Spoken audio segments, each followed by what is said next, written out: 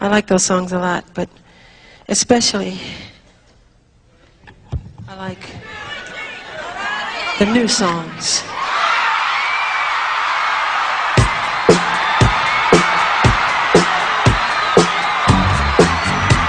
화려한 퍼포먼스와 압도적인 가창력, 국경과 인종을 초월해 전 세계인의 심장을 뛰게 했던 팝의 황제 마이클 잭슨.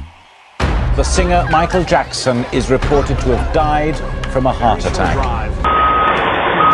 He died. Michael Jackson is dead. Michael Jackson. Are you being serious? 1999년 6월 25일 한국에서 열린 뜻깊은 무대에 오른 그는 남북이 통일되면 반드시 다시 오겠다는 약속을 남겼습니다. And I promise, 약속합니다. that on that day, I will be in Seoul 그날이 again 오면 with all of you 당신들과 함께, 여러분들과 함께 to celebrate together one of the greatest human triumphs of all time. I love you so much. 인류사의 길이 남을 평화의 승리를 축하하기 위해 다시 오겠습니다. 하지만 정확히 10년이 지난 2009년 6월 25일 그 약속은 끝내 지킬 수 없는 유언이 되어버린 채 너무나도 허무하게 세상을 떠나고 말았습니다. About 2:30 in the afternoon, Mr. Jackson was pronounced over at UCLA Medical Center. 그리고 그를 죽음으로 몰아넣은 유력한 용의자로 지목된 한 사람, 바로 그의 개인 주치의 콘레드 머레이 박사가 세상에 드러났습니다. 그런데 그는 잭슨 스스로 초래한 비극이라며 끝까지 자신의 무죄를 주장했죠. Your Honor, I am an innocent man. 하지만 수사를 거듭할수록 그의 주장과는 정반대되는 증거들이 쏟아져 나왔습니다. 도대체 그날 잭슨의 방에서는 어떤 일이 벌어졌던 것이며 그는 법정에서 어떤 처벌을 받았을까? 지금부터 저와 함께 이 사건의 전말에 대해 낱낱이 파헤쳐 보겠습니다. 처벌 실화냐?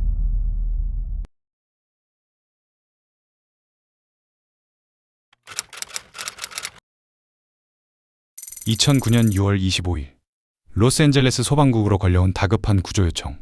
그것은 전 세계를 충격에 빠뜨렸습니다. Fire paramedic 33, what is the emergency?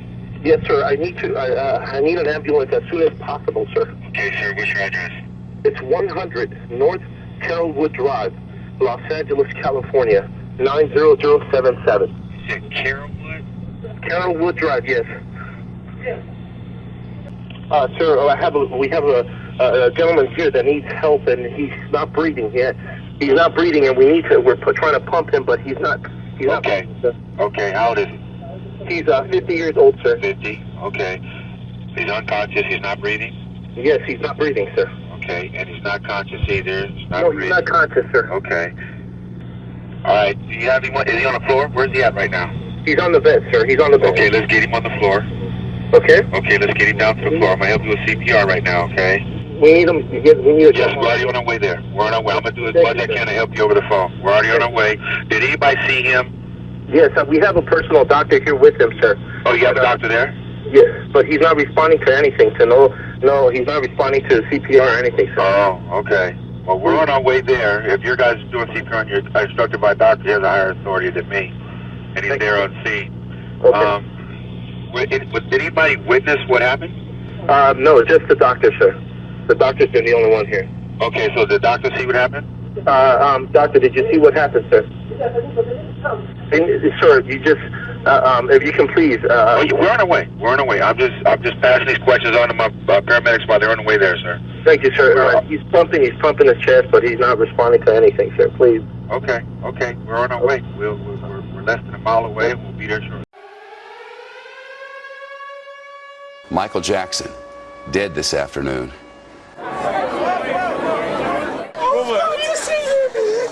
세상을 들썩이게 한 여러 법적 공방과 루머 속에서 한동안 무대를 떠나 있었던 마이클 잭슨. 하지만 무려 12년이라는 긴 침묵을 깨고 그는 자신의 마지막 콘서트인 This Is It을 예고하며 화려한 귀환을 선언했습니다. These will be my final show performances in London. Okay? And I'll see you in July.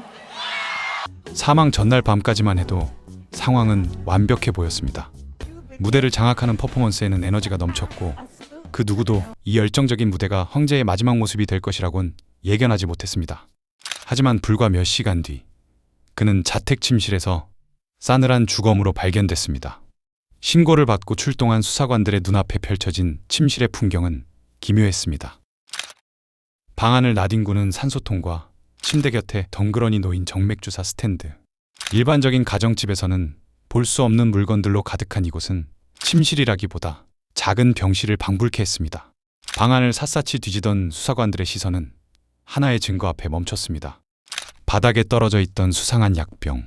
그것은 뽀얀 흰색 액체로 우유라고 불리는 프로포폴이었습니다. 수술실에서 쓰이는 강력한 전신 마취제로 자칫 호흡 곤란을 일으킬 수 있어 극도의 주의를 요하는 위험한 약물이죠. 도대체 왜 이 치명적인 마취제가 그의 침실 바닥에 버려져 있었던 걸까? 그날 밤 무슨 일이 있었는지 파악하기 위해 경찰은 사망 당시 잭슨의 곁을 지켰던 콘레드 머레이 박사에게 연락을 취했습니다.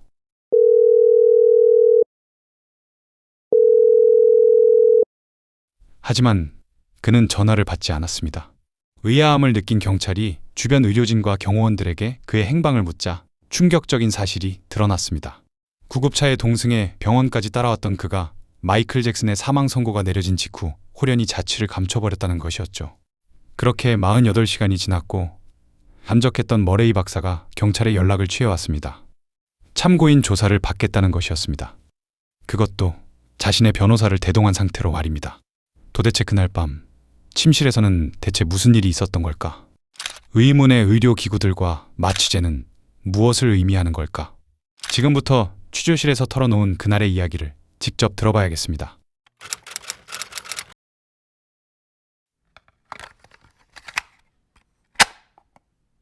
And now he's really complaining that he cannot sleep. You know, what I'm doing isn't working. And he has to cancel the day, cancel the week, so everything's going to be thrown back. And that time you said, I'd like to have some milk. No. About the time like what? Was you said, please give me some words so that I have to sleep because I know that this is all that's really for Hot milk or where am I be? This is just the medicine Or what that you're familiar with. what is the medicine called? Before. Okay.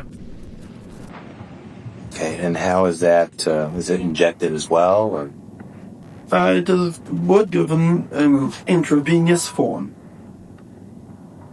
Usually most patients are given a certain amount of the drug. Based upon body weight. Then they can be started with an infusion slowly enough to keep them the levels of the plasma up so that they can. So you gave him this propofol. Yeah. I said, if you got propofol now, which of course if you fit those a milk, how much time, how much sleep you expect to have, you know, you're going to be needed to be up. No later than noon. You still just make me sleep, doesn't matter what. 경찰에 출석한 머레이 박사의 첫 번째 주장은 마이클 잭슨의 수면에 대한 집착이었습니다.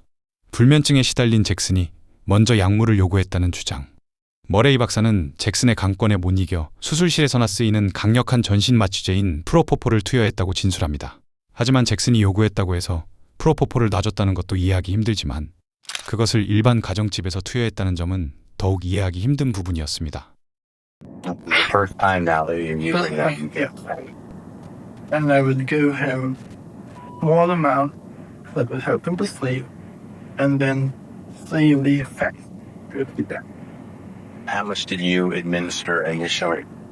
25 milligrams. And again, this is approximately 1040 now. For a day. Well, by 10:40, we have discussed that nothing is happening. So by the time I would pour it from the bottle, get it diluted, as a dilution, usually I dilute it with lidocaine, I'm sorry, you gave him how much now? 25 milligrams. I had a total of medication mixed with the lidocaine. By 25. They're taking about next 5 minutes, 10 minutes. Slowly infused. Slowly infused over, I would say, 3 to 5 minutes. Because the effect will go on very quickly. So we're looking like at 10:50ish. Yeah. Yeah, the effect is going very quickly. Right. The effect will only last about 15 minutes.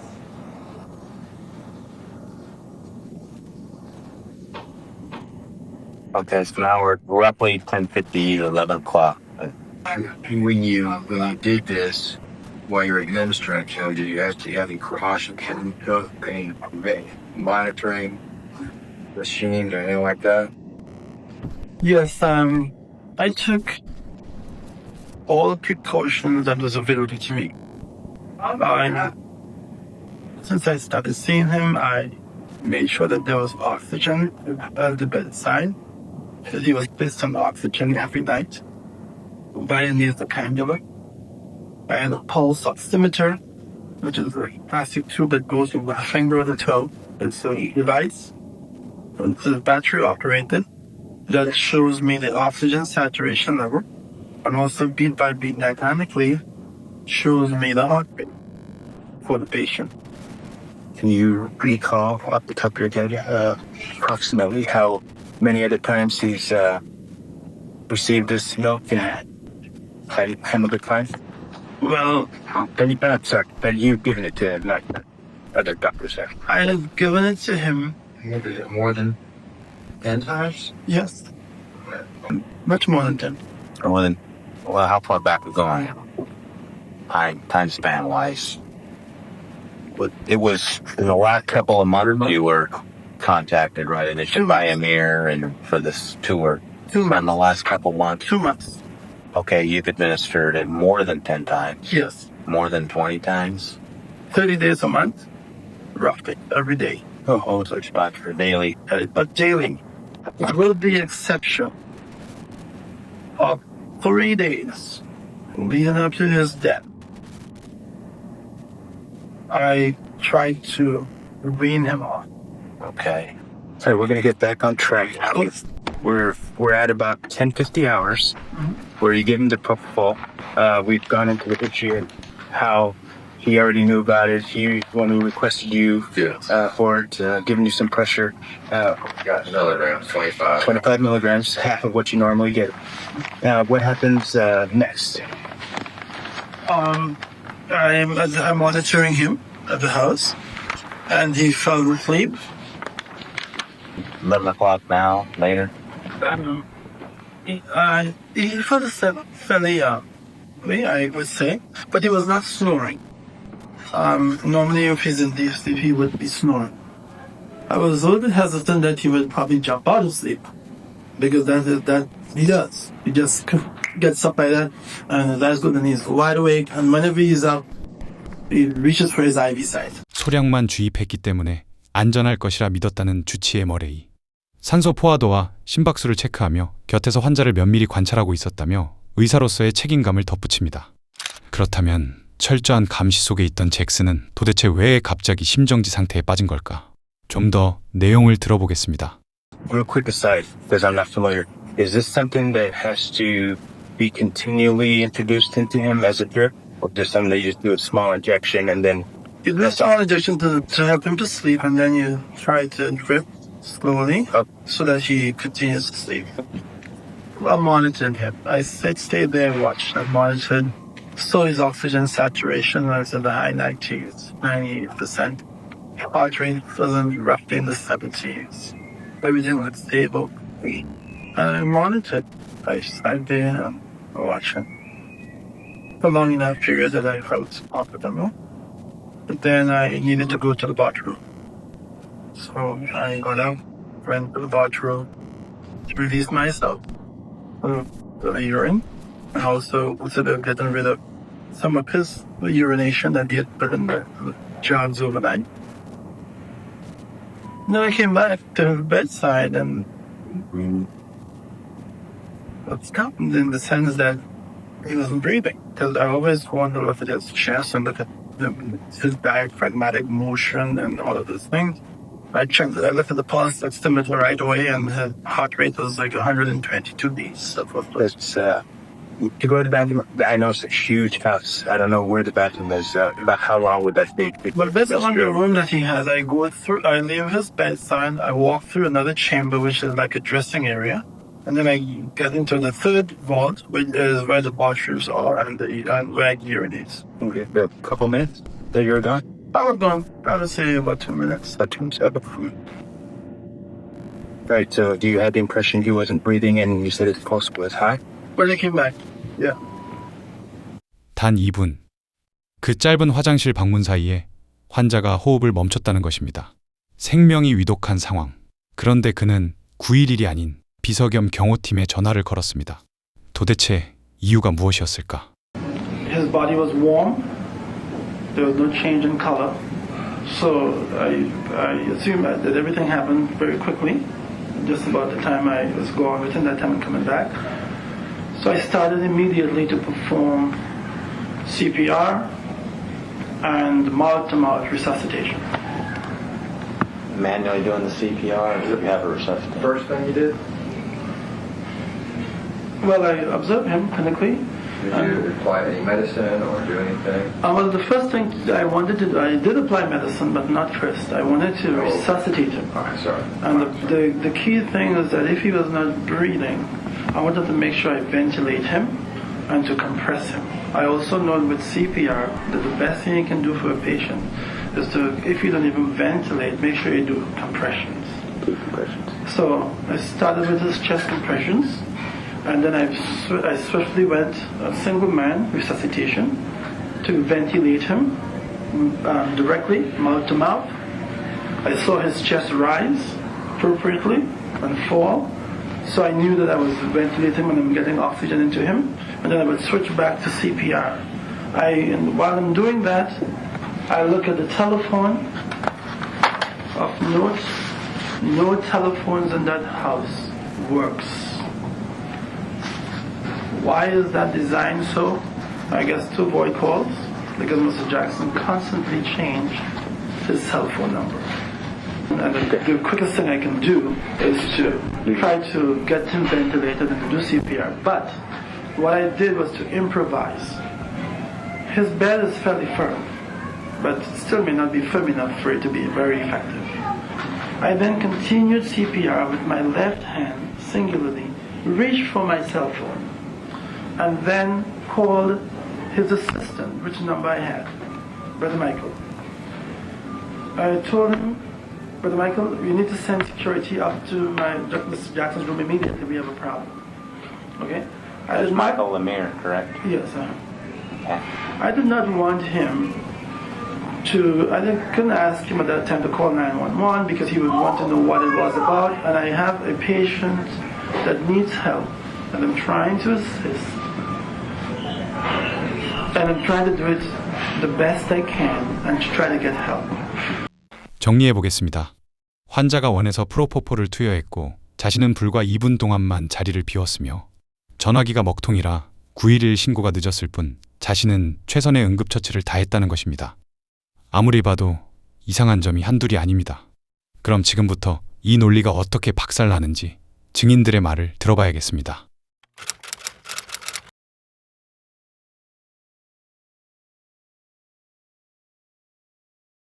There was an extraordinary moment today in a Los Angeles courtroom. Murray is accused of involuntary manslaughter, giving Jackson an overdose of sedatives and an anesthetic. 전 세계의 이목이 집중된 세기의 재판. 검찰이 머레이 박사에게 적용한 혐의는 2급 살인이 아닌 과실치사였습니다.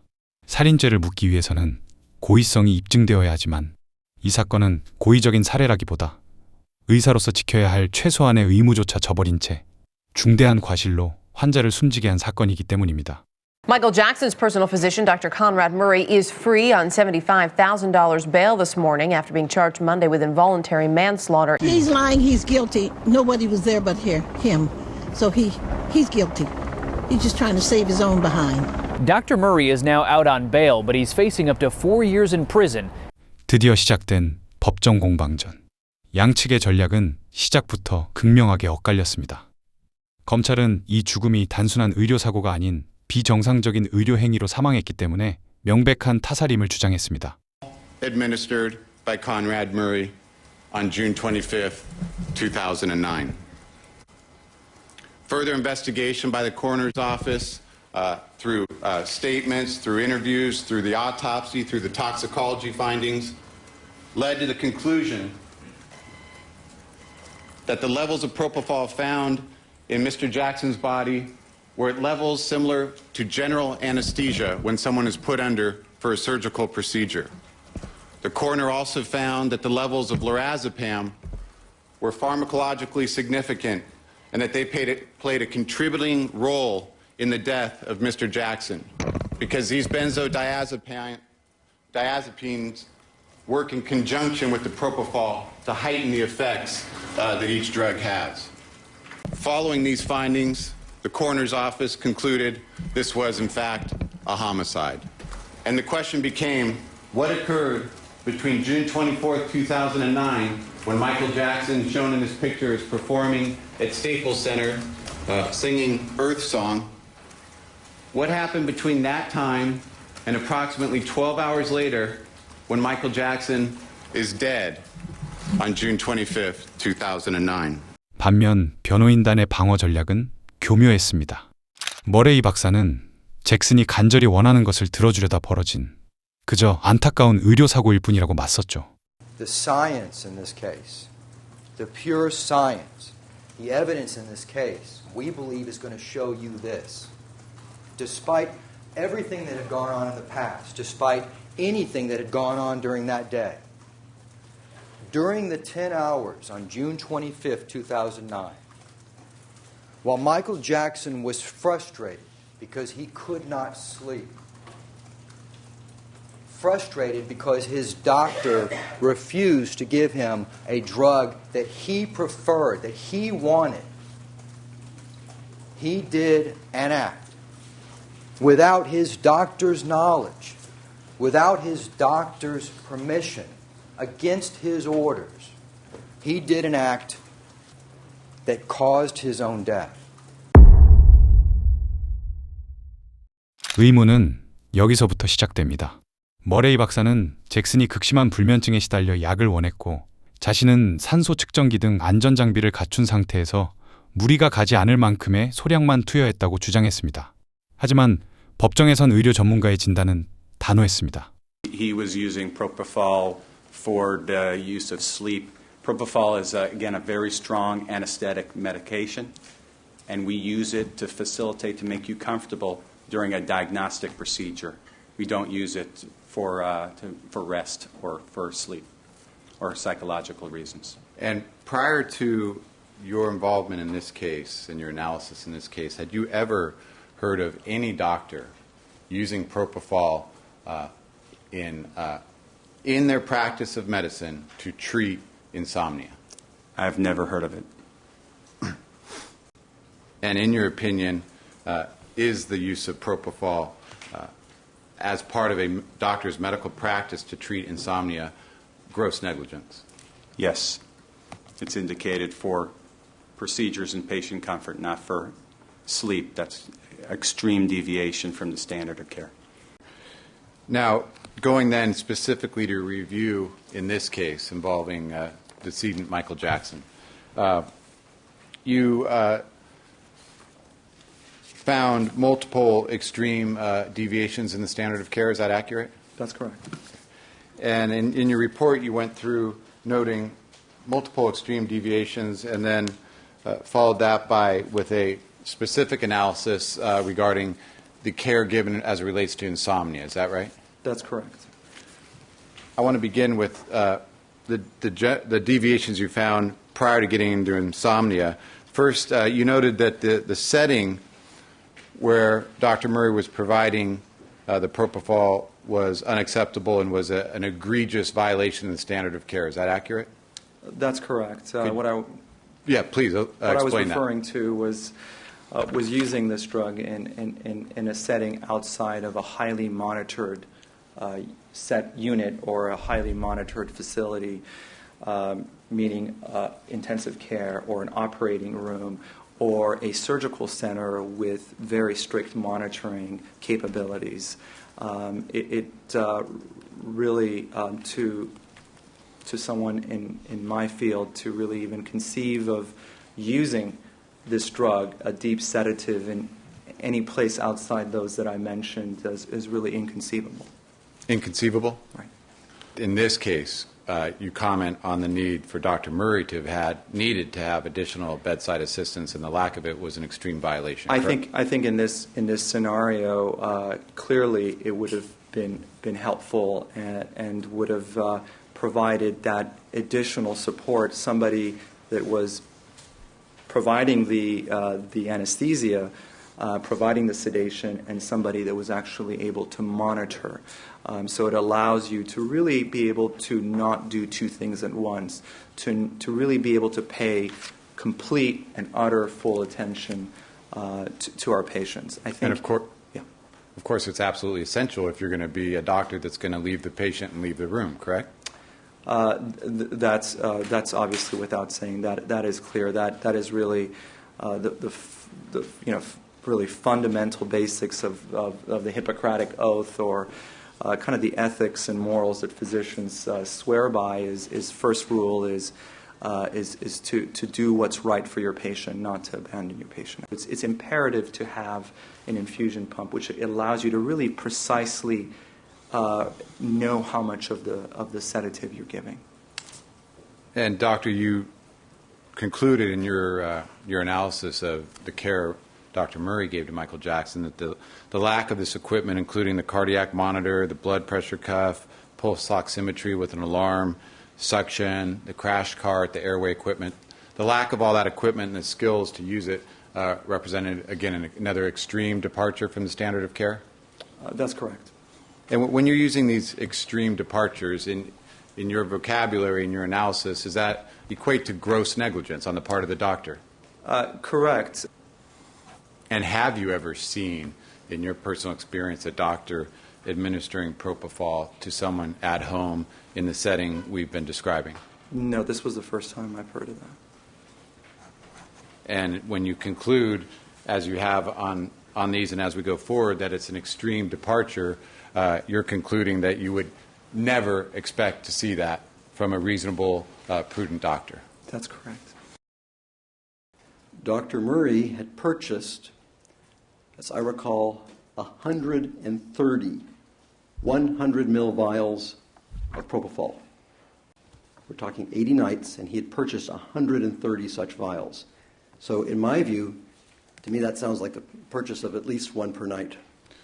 That's 15.5 liters of propofol, an extraordinary amount to purchase, to administer to a single individual. There was no infusion pump. Without an infusion pump, the rate of propofol delivery cannot be precisely controlled. And because of that, the possibility of an overdose from failure to accurately control the rate of propofol delivery is very high. In this setting, the complication of overdose may be death. So the lack of an infusion pump is an egregious violation that, in my view, likely contributed to the death of Michael Jackson.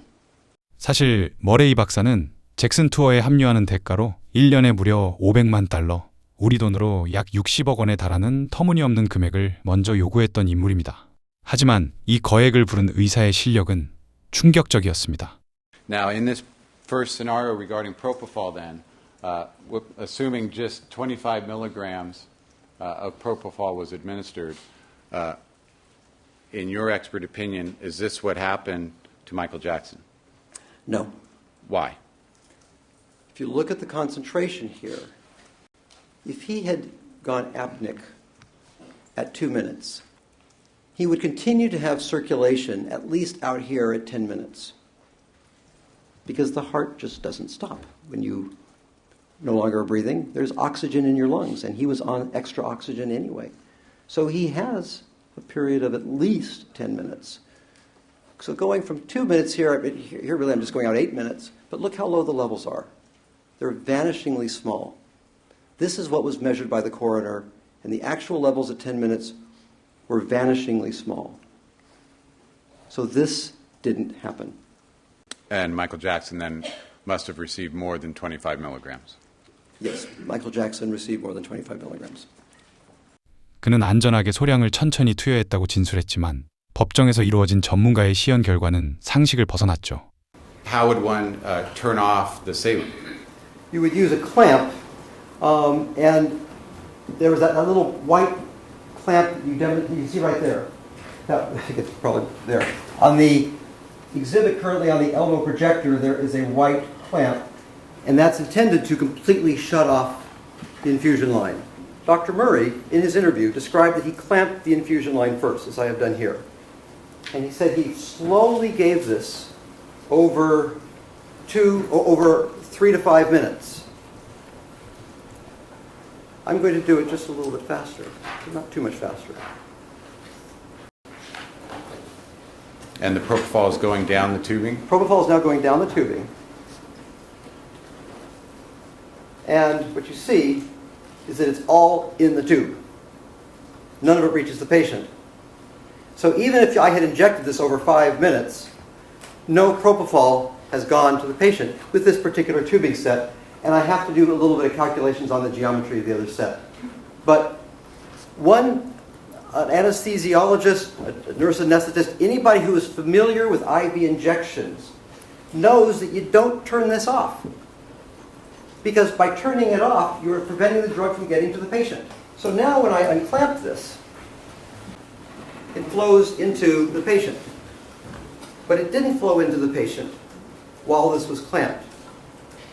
So even though it was described as a slow infusion, the drug was sitting here and then it's being bolused in. So essentially sitting in the tubing until the saline is unclamped so it can flow through and push the propofol into Michael Jackson. Correct.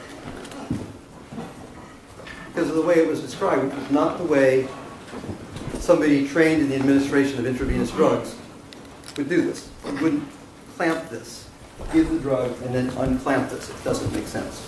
I just wish to say that this is an extremely unsafe setup because gravity is responsible for driving both of these. Gravity is driving them, and they are competing with each other for gravity. If I raise this up quite high, there's more force here, and this rate will slow down. If I drop this down, then there's more force here, and it will speed up. If the saline bag is turned off, this will speed up quite a bit, because there's no pump controlling the rate of this. You're dependent on gravity. And the set is not designed to be used that way. The set is designed to be used with an infusion pump controlling it right here. 주입 속도를 정밀하게 조절하는 기계인 펌프조차 없이 오직 중력에만 의존해 전신 마취제를 한꺼번에 들이부은 기형적인 진료. 그는 생명을 다루는 의사가 아니라 고액의 대가를 받고 고용주가 원할 때마다 위험한 약을 내어주는 돌팔이에 불과했던 것입니다. When I read the documentation for this case, what I saw was a patient who stated what he wanted. I want this, I want this, I want this. And I saw that Conrad Murray said, yes, tell me what you want, I'll do it. That is what an employee does. So Michael Jackson, it seems, said, I want propofol. And I want propofol every night to go to sleep. And Conrad Murray said, yes. And that is what an employee does. And I do not see the difference. 자신의 과실이 입증될 위기에 처하자 변호인 측은 의사가 한눈판 사이 약물에 중독된 잭슨이 스스로 약을 더 투여했다며 죽은 환자에게 책임을 떠넘기기 시작합니다. 심지어 잭슨이 프로포폴을 입으로 마셔서 죽었을 가능성까지 제기하죠. 이게 과연 가능한 일일까? And in that report, did Dr. White suggest that Michael Jackson may have orally consumed propofol, causing his death? Yes, he did. What was your reaction to that? I was disappointed because it's not possible. And why is it not possible? Because just on first principles alone, oral propofol has no biological activity. And what do you mean by first principles? Propofol is so rapidly metabolized by the liver that very little propofol gets past the liver. Everything that enters the stomach or the intestine goes first to the liver. That's how the blood flow, that's the plumbing. So when a drug is put into the stomach, it's absorbed into the blood, and it first goes to the liver. The liver is so avidly, the liver has such powerful mechanisms for metabolizing propofol that only a very small percent can get past the liver. This is a principle that is taught to first-year medical students. And it's called the first pass effect. And it means when anything you eat, it first passes the liver. And the first pass effect is what the liver does that first time it sees it coming from the stomach. And in the case of propofol, you would expect nearly all of the drug to be removed by this first pass effect. 그렇다면 직접 자신의 혈관에 주사를 놓았을 가능성은 없었을까? 이에 대해 셰이퍼 박사는 이렇게 진술합니다. Self-injecting propofol would involve first drawing up the propofol in the syringe. As you saw yesterday, that's actually not that easy to do. You would then find the injection port on the tubing, and you would have to then attach the needle through the injection port and push it in. This is something which takes a little bit of time and a little bit of coordination to do. If you had good veins, you could just stick your own vein and inject it without having an intravenous line at all. But it's very clearly explained in Dr. Murray's interview that Michael Jackson did not have good veins. In fact, his veins were so poor that Dr. Murray had to start this IV in a vein that was below his left knee. So to have to resort to a vein below the left knee suggests that there were no good veins that were accessible to Dr. Murray. So the possibility of a direct self-injection seems extremely unlikely. And also propofol stings. You would not want to try to inject it into a vein and miss, because that would actually be extremely painful. So with just one dose, the blood level goes way up. He goes well past the brain level. Again, this is an anesthetic induction dose, or very close to it. So the brain level goes way above the apnea threshold, and he would stop breathing here. So now, once he gets down to this level of 0.5, to allow him to self-administer the next dose. And again, it's another blast, another anesthetic induction dose. And he might well stop breathing at this dose. But his heart wouldn't stop until here. And that is well below what was measured in the femoral vein. And even taking this out now for 6 consecutive doses, and I mean, this is a notion of somebody who's putting themselves unconscious, a general anesthetic dose, then waking up and drawing up drug, and which takes time, and re-injecting it. I mean, people just don't wake up from anesthesia like that. People just don't wake up, hell-bent to grab the next dose in a syringe, draw it up, and shove it in their IV again. I mean, it's a crazy scenario. 혈관을 찾기조차 힘든 환자가 마취약에 취해 몽롱한 상태에서 깨어나 스스로 바늘을 정확히 꽂았다는 것은 그야말로 과학을 무시한 망상에 가까운 시나리오였습니다. 가장 주목해야 할 부분은 바로 그가 주장한 2분이라는 시간입니다. 머레이 박사는 안심할 만큼 환자를 지켜보다 화장실에 다녀온 2분 사이에 벌어진 돌발 사고였다고 주장했습니다. 하지만 검찰의 통화 기록 분석 결과 2분이라는 시간에 소름 돋는 진실이 만천하에 드러납니다.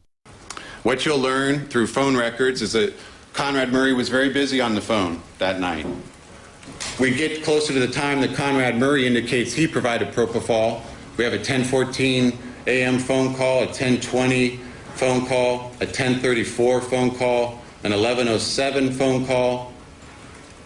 We then go to an 11:18, 32-minute phone call to Conrad Murray's business in Las Vegas, followed by a brief message to one of his female friends, Bridget Morgan, at 11:26, a call with Robert Russell at 11:49, and then a call at 11:51 with another female friend, Sade Anding, who lived in Houston, Texas.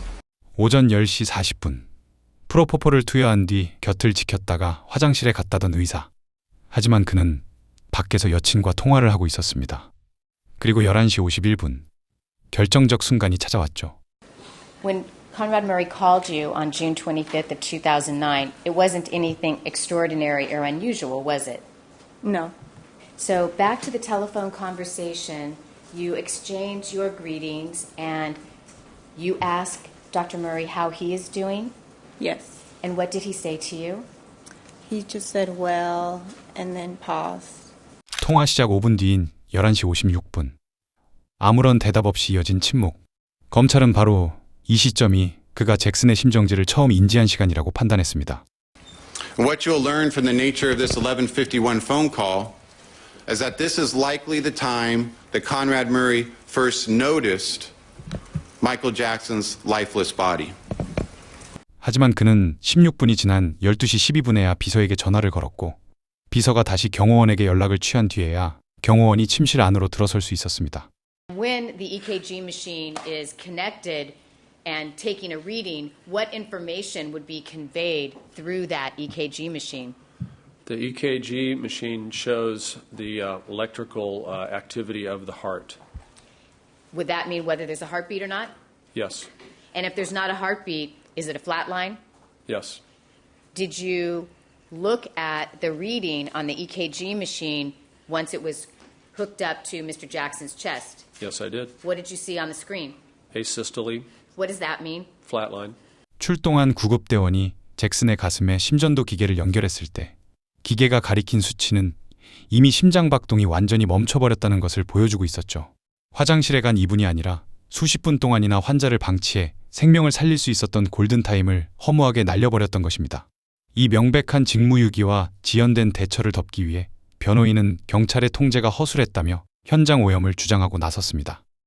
At any point after June 25th, did you ever go back and request more surveillance tapes from the house? No. Do you know if Detective Martinez or anybody from LAPD did that? Not that I'm aware of. So after the 25th, I believe your testimony is the house was left open for whoever wanted to come in, right?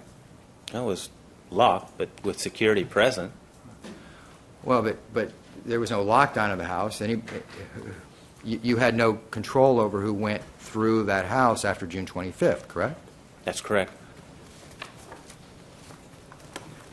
Let me show you Defense Exhibit Romeo. Do you know, this is a picture of the side of the bed where Michael Jackson was found? Yes, sir, it is. Do you know when this picture was taken? No, I do not. This is a picture of the side of the bed where Michael Jackson was found. Is that right? Yes, sir. Do you know when this picture was taken? No, I don't. But you do agree that we have an ambu bag that's been moved, right? From these two pictures? Yes. 경찰의 초동 수사를 비난하며 증거를 믿을 수 없다고 회방을 놓는 변호인. 그렇다면 그날 현장에서는 대체 무슨 일이 있었던 걸까? 머레이 박사는 마이클을 살리기 위해 최선을 다했다고 주장했습니다. 하지만 그가 보인 행동들은 정반대의 상황을 증명하고 있었죠. 현장에 가장 먼저 도착했던 경호원 알베르토 알바레즈의 증언을 들어봐야겠습니다. Yes, while I was standing at the foot of the bed, he reached over and grabbed a handful of vials, and then he reached out to me and said, "Here, put these in a bag." Where was Conrad Murray when he did that? He was kneeling down here, in this area here. Okay. And you've indicated the area to the side of what we've described as the far side of the bed, in front of the nightstand, and you said he was kneeling down? Correct. Like with one knee. Okay. He was kneeling with his, I believe, his left knee, and then he had his other leg. Okay. And from where did he pick up these vials that he was He handing picked to them you? up from this nightstand here. Okay. And just to be clear, in People's 23, there's this there's a wood nightstand directly adjacent to the bed, correct? Correct. And then there's some other type of table to the left side of that nightstand, correct? Correct. Okay. So the location from which Conrad Murray grabbed the vials was the wood nightstand directly next to the bed? Yes, sir. Okay. And did you, when he I'm sorry, what were the exact words he said when he had these vials in his hand and he was reaching them out to you? He said, "Put these in a bag." Okay. Did you grab a bag? I did. I looked towards my right, and there was a plastic bag sitting on top of a chair. Okay. And so I proceeded to get the bag, and I opened it, and he placed the vials in the bag. Okay, so you held the bag open, and he, just dropped the vials in there? Yes, sir. He reached into the bag and dropped the vials. Okay.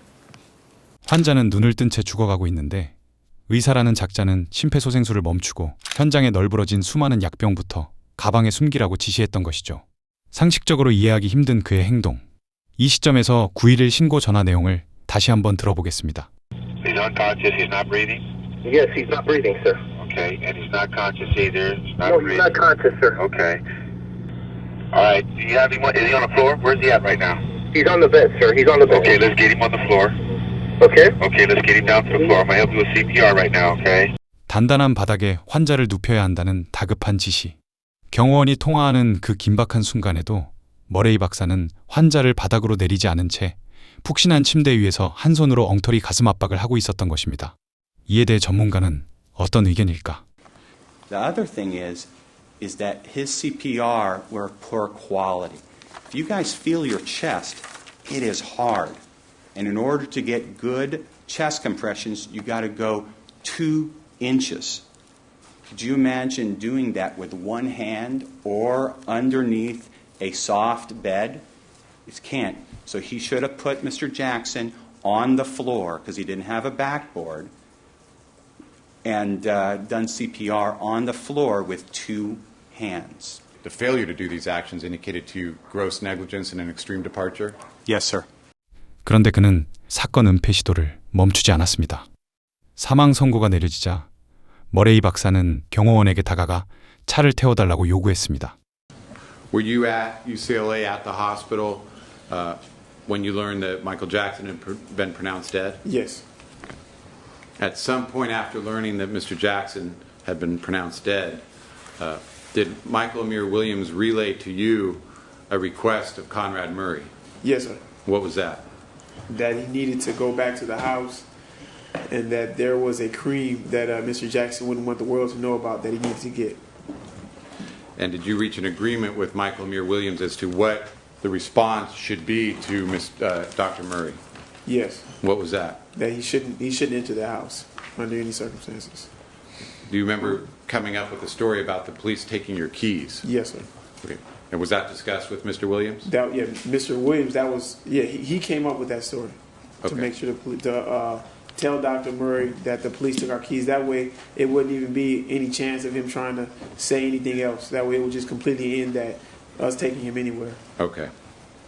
Okay. Following that interaction with Mr. Williams, did Dr. Murray approach you directly? Yes, sir, he did. Okay. And what, if anything, did he say to you at that time? He said that he needed to. He said that he was hungry and he wanted to get something to eat, and so he needed a ride. He needed to leave. Okay. So. And did you agree to give him a ride? No, sir. What did you tell him? Yeah, we can't take you anywhere. I told him that there was actually a cafeteria at the hospital. And after you told him that there was a cafeteria at the hospital, did you see him go anywhere? Yes, sir. I saw him leave. 사실 그는 잭슨의 방에 남겨진 은밀한 물건들을 치우기 위해 저택으로 다시 돌아가려 했던 것이죠. 이에 이상함을 느낀 비서와 경호원 측은 그가 현장에 돌아가지 못하게 해야겠다고 판단, 키가 어디 있는지 모르겠다며 거짓말을 했죠. 그는 환자를 살리기 위해 최선을 다했다고 주장했지만 실은 자신이 저지른 사건을 은폐할 생각으로 가득 찼던 것입니다. Prior to that interview of the defendant on June 27, 2009, to your knowledge, had the defendant informed law enforcement he had administered propofol? No. So that was the first you learned of that? That's the first time those words were uttered, yes, during our interview. And prior to this interview, you had reviewed the brief statement made by the defendant to Detective Porcher that was referred to in the interview? Yes. And in that interview, the defendant stated he gave a sedative? That's correct. Okay, but did not mention propofol? Right. There was a portion of the interview toward the end where you're asking Dr. Murray where the syringes are. Do you know to what I'm referring? Yes, I do. Okay. And he indicates that they're in his bags at the house. That's correct. Okay. And there's a audio in there of Mr. Chernoff saying, when it's stated that they have not been recovered by you, words to that effect, Mr. Chernoff states, "Oh, really? Were you watching the defendant at that time?" Yes. And did he seem surprised that LAPD had not yet recovered his bags?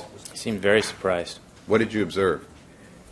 An expression on his face like... Kind of a startled, big-eyed look? His eyes got bigger, wider, as if he was surprised, a look of surprise, just as Mr. Chernoff uttered, "Oh, really?"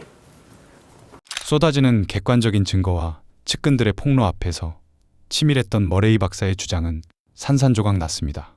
무죄를 확신하며 꼿꼿하던 그의 얼굴에는 어느새 초조함과 두려움이 짙게 드리워졌습니다.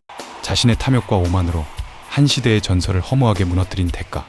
이제 그에게 어떤 처벌이 내려질지 마이클 페스터 판사의 최종 선고를 직접 들어봐야겠습니다.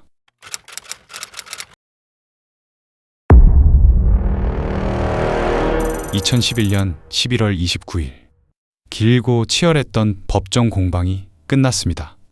그에게 어떤 형벌이 내려질지 결정하는 최종 선고 공판. 하지만 마지막 순간까지도 피고인 측은 일말의 반성조차 보이지 않았습니다. You are entitled to a speedy jury trial within 60 days of today's date. You have an absolute right to confront and cross-examine the witnesses against you.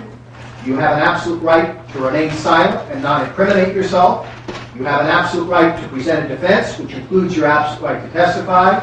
To the charged offense of involuntary manslaughter, a felony, Dr. Murray, how do you plead?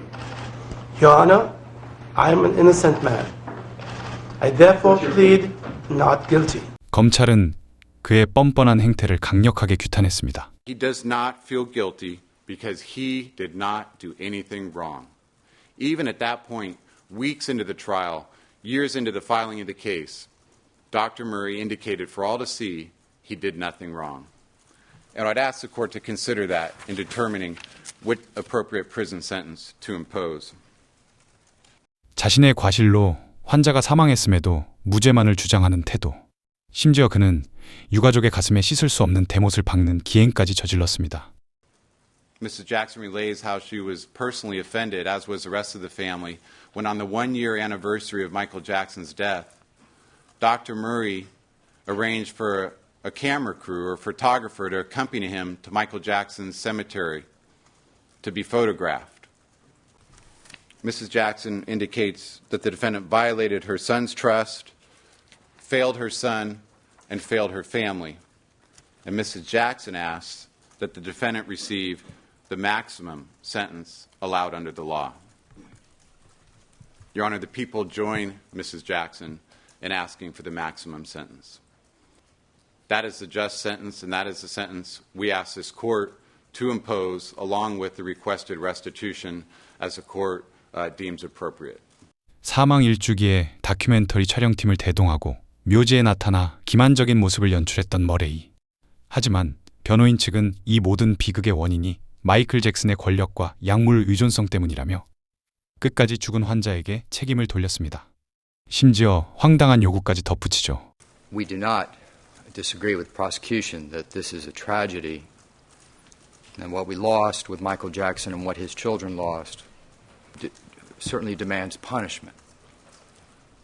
I do wonder, though, to what extent the court considers the entirety of a man's book of life as opposed to just one chapter. The 2 months that Dr. Murray was treating Michael Jackson, he did so regrettably. He shouldn't have done it. But when we talk about vulnerability, we're going to be honest about vulnerability. Michael Jackson was a drug seeker, and he sought it out from Dr. Murray, who was wrong in providing it. He sought it out from other doctors. He was a powerful, famous, wealthy individual with lawyers and security and staff and advisors. He can do things for the community on probation that he could never do sitting in that little room. And I don't know what the point of punishment is, what you think it is, but I think it's what's best for the community. I think that's what needs to be looked at. And I don't see how prison would do that. 자신은 힘 있는 거물급 스타의 요구를 어쩔 수 없이 들어주었을 뿐이니 감옥에 가는 대신 집행유예를 선고해달라는 뻔뻔한 구걸. 이 기가 막힌 변명에 재판장은 단호하고 묵직한 한 방을 날렸습니다. The fact that a jury of 12 people from remarkably different backgrounds and life experiences concluded unanimously and beyond a reasonable doubt that Dr. Murray had, with criminal negligence, caused the death of Michael Jackson. It's important to emphasize the standard of criminal negligence found by this jury beyond a reasonable doubt, because some may feel this was a medical malpractice case. It wasn't. It was and is a criminal homicide case. And this jury found beyond a reasonable doubt that the defendant, with criminal negligence, caused the death of Michael Jackson. The court has determined that the appropriate term is the high term of 4 years imprisonment. I do so because, once again, I find that Dr. Murray abandoned his patient who was trusting him. His patient was vulnerable under those circumstances, having been administered potentially dangerous drugs by his medical provider. Dr. Murray's course of conduct extended over a period of time. Dr. Murray repeatedly lied, engaged in deceitful misconduct, and endeavored to cover up his transgressions. He violated the trust of the medical community, of his colleagues, and of his patient. He has absolutely no sense of remorse. Dr. Murray was intrigued by the prospect, and he engaged in this money for medicine madness that is simply not going to be tolerated by me. So as to sentencing in this case, the request for probation is denied. The court imposes the high term of 4 years imprisonment in this case. Pursuant to the Realignment Act of 2011 and the provisions of Penal Code Section 1170, Subdivision H, that 4-year sentence is to be served in the Los Angeles County Jail under the care, supervision, and direction of the Los Angeles County Sheriff. 전 세계를 열광시켰던 마이클 잭슨. 혜성처럼 등장해 전 세계인의 마음을 설레게 했던 그는 생애 중반 수많은 구설수와 논란에 휘말리며 고통스럽고 외로운 시간을 견뎌야 했습니다. 그리고 자신의 모든 것을 쏟아부을 마지막 콘서트를 예고하며 대중 곁으로 다시 다가갔고 불과 사망 하루 전날까지도 완벽에 가까운 리허설을 선보이며 화려한 부활을 꿈꿨습니다. 그러나 다시 비상하려던 잭슨은 극심한 불면증에 선택했던 잘못된 약물과 환자의 생명을 무책임하게 방치한 의사의 오만함에 의해 허무하게 꺾이고 말았습니다.